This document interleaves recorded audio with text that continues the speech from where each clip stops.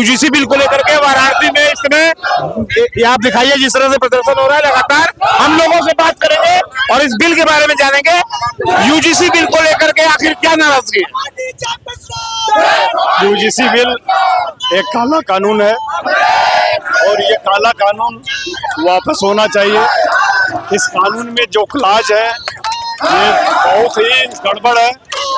ये आप कह सकते हैं कि वर्तमान में नरेंद्र मोदी द्वारा बनाया गया एक सरिया कानून है जो देश के लिए, समाज के लिए बहुत घातक है।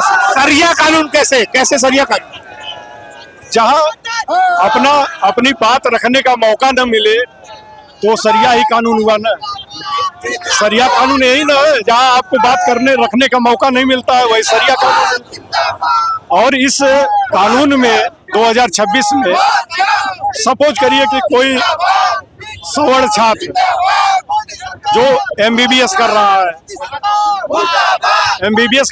और एमबीबीएस लास्ट सेमेस्टर में है और उसके ऊपर कोई ओबीसी एससी का छात्र या कोई मुस्लिम छात्र, मुस्लिम ओबीसी भी उसमें है, वो कंप्लेन कर देता है तो उसको यूनिवर्सिटी से, कॉलेज से वापस जाना पड़ेगा और उसको डिग्री नहीं मिल पाएगी।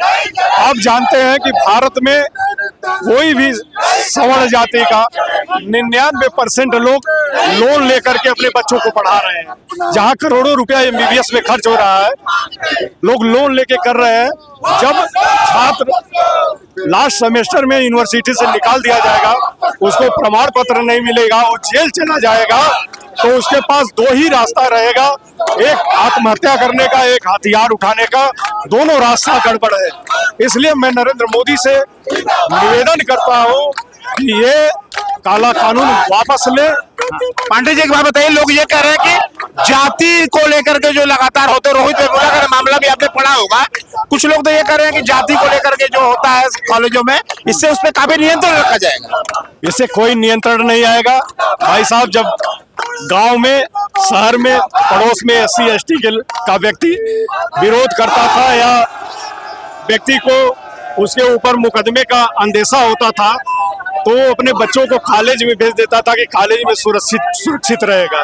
आज कॉलेज ही असुरक्षित हो गया, वहाँ असुरक्षा की भावना है, तो आप कहाँ से कह सकते हैं कि ये सही कानून है? कितने गंभीर परिणाम देखने को मिलेंगे? ये बहुत विभत्स परिणाम होगा।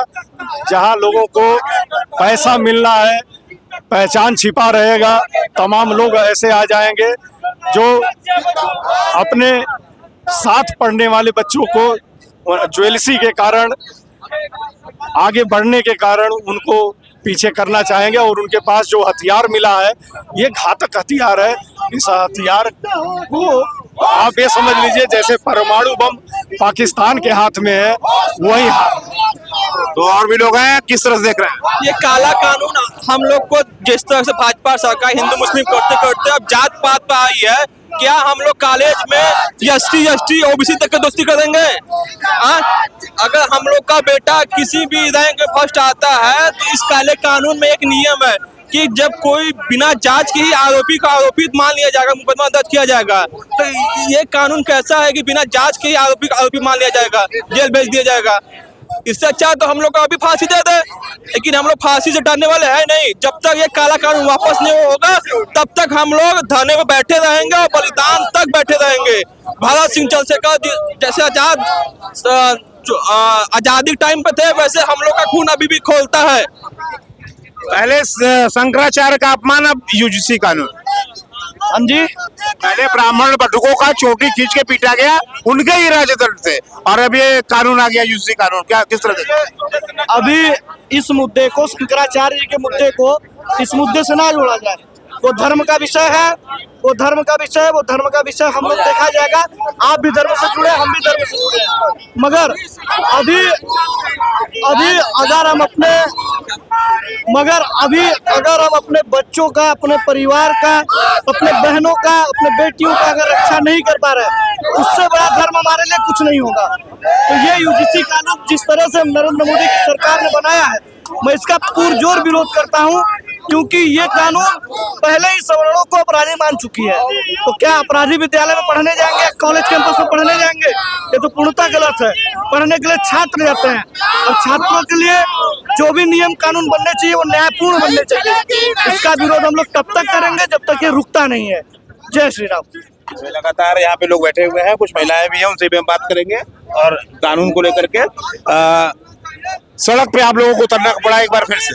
क्या लगता है किसान बिल जो जिस तरह से वापस लिया गया इसे भी वापस दिया जाएगा?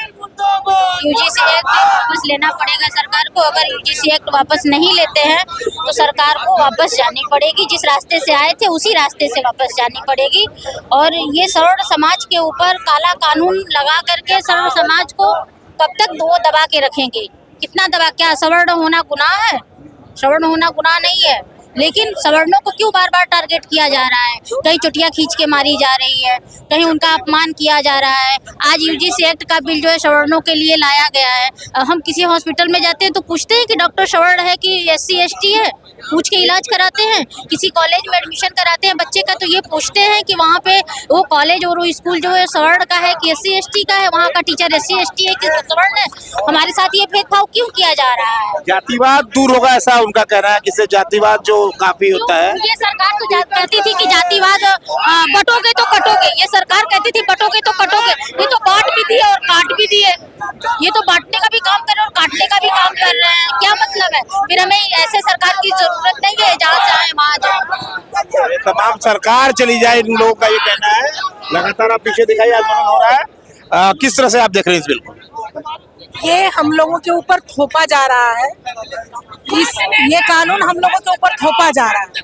हमारे बच्चे या हम लोग जिस विद्यालय में पढ़ने जाते हैं वहाँ जाति पूछ के दोस्ती नहीं करते और आप हम लोग को जातियों में बांट रहे हैं। ये कानून वापस है। तमाम आप आंदोलन को देखिए और लगातार यहाँ पे बिल वापस लो। एक तरफ मोदी जी का बिल आता है और उसके अगले ही दिन आंदोलन यहाँ पे लगातार सक्रियता हो जाती है लोगों की कि बिल को वापस दिया जाए।